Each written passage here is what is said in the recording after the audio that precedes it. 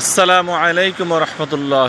আপনি যেখানে যে অবস্থায় থাকেন না কেন, মহান আল্লাহ তাআলার শুকরিয়া আদায় করুন এবং সালাত আদায় করুন। আপনি যদি নিয়মিত সালাত আদায় করেন তাহলে আপনি আল্লাহর সন্তুষ্টি অর্জন করতে পারবেন এবং দুনিয়া এবং আখিরাতে আপনি সফলকাম হবেন। আর যদি আপনি সালাত আদায় না করেন তাহলে আপনি দুনিয়াও হারাবেন, আখিরাতও হারাবেন এবং আপনার দ্বারা সকল ধরনের পাপ কাজ সংগঠিত হবে।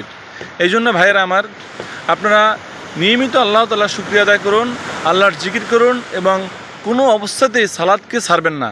অবশ্যই আপনি নিয়মিত যদি সালাত আদায় করতে পারেন, নামাজ আদায় করতে পারেন, তাহলে অবশ্যই আপনি আল্লাহর নিকট একজন প্রিয় বান্দা হিসেবে পরিগণিত হবেন। আর যদি এগুলো না করেন তাহলে আপনি খারাপ মানুষ হবেন, মদখোর, জুয়াখোর, সুদখোর, আপনি দর্শনকারী, রাহাজানকারী, সকল পাপ কাজ আপনার দ্বারা সংগঠিত হবে। কেননা শয়তান আপনাকে নিয়ে নাড়াচাড়া করতেই থাকবে এবং আপনি পাপ কাজে সাথে মিশে যাবেন।